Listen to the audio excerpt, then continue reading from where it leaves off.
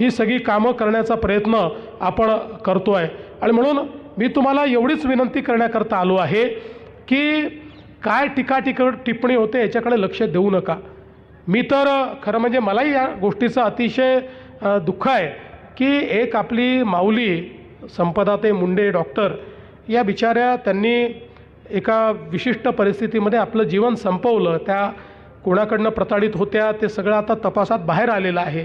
पण अशा परिस्थितीचं भांडवलीकरण करायचं, त्याचं राजनीतीकरण करायचं आणि मग त्या आधारावर कोणाला तरी टार्गेट करायचं, या गोष्टी राजकारणात शोभण्यासारख्या गोष्टी नाही आहेत। शेवटी तपास पूर्ण झाला आणि मी अतिशय स्पष्टपणे आपल्या सगळ्यांनी ऐकलं असेल, मी महाराष्ट्राच्या विधानसभेमध्ये तपासाची सगळी माहिती दिली।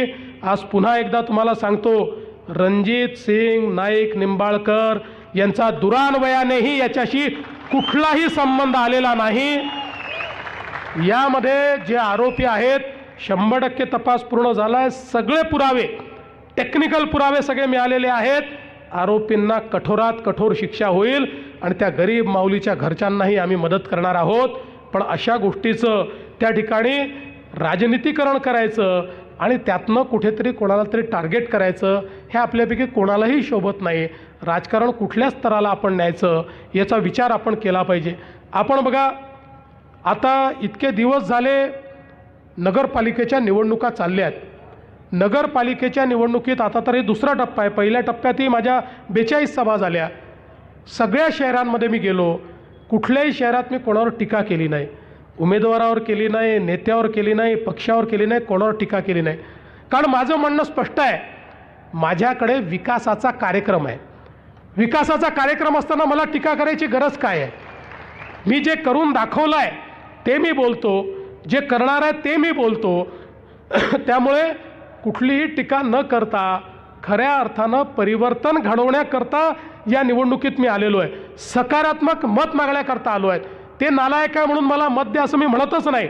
मी चांगला आहे, मी चांगलं करून दाखवणार आहे, माझा नगराध्यक्ष चांगलं करून दाखवणार आहे, याकरता मला मत द्या।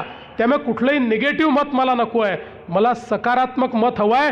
हे सगळे प्रकल्प जर रणजितदादा सचिनदादांच्या माध्यमातून आम्ही केले असतील, तुमचा विश्वास असेल तर आम्हाला तुमचं मत हवं आहे। तुमचं एक सकारात्मक मत हे निश्चितपणे या शहराला, या साताऱ्यातलं सगळ्यात आधुनिक शहर बनवू शकतं। कारण आता ज्या प्रकारची कामं रणजितदादांनी घेतली आहेत, जे विजन त्यांच्याकडे आहे आणि शमशेरदादांसारखा ज्याला या ठिकाणी नगरपालिका काय समजतं, विरोधी पक्षनेता म्हणून काम करत असताना खऱ्या अर्थानं त्यांनी आपले प्रश्न मांडलेले आहेत। त्यामुळे अतिशय चांगल्या प्रकारचं कॉम्बिनेशन हे या ठिकाणी आपल्याला मिळालेलं आहे। 20 तारखेला निवडणुका आहेत, 2 दिवस हातामध्ये आहेत। या 2 दिवसात पुन्हा चिखलफेक होईल, त्याची काही चिंता करू नका। कुठल्याच चिखलाने कमळाला फरक पडत नाही। चिखलामध्ये डौलानं उभं राहतं ते कमळ। त्याच्यामुळे 20 तारखेला तुम्हाला माझी विनंती आहे, सकाळी मतदानाला जा, कुठेही इकडे तिकडे पाहू नका। मतदारच्या आपलं जे वोटिंग मशीन आहे याच्यावर जिथे कमळ आणि घड्याळ दिसेल ती बटन दाबा। कॅन्डिडेट पाहू नका, माणूस पाहू नका, बाई पाहू नका। तुम्हाला माहिती आहे आम्ही जे सांगतो ते करतो।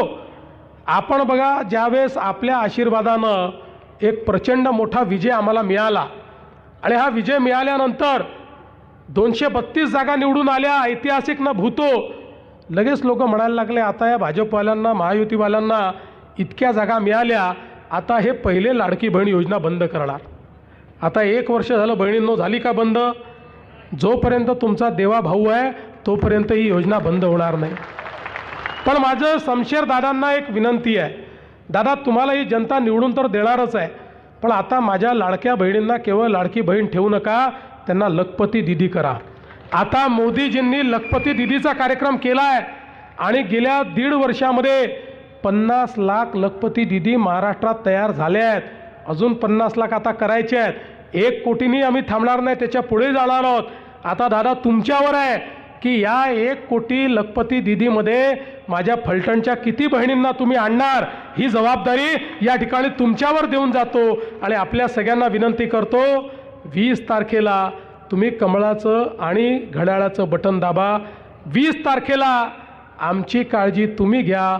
पुढचे 5 वर्ष तुमची काळजी घेण्याची हमी मी घेतो. एवढंच बोलून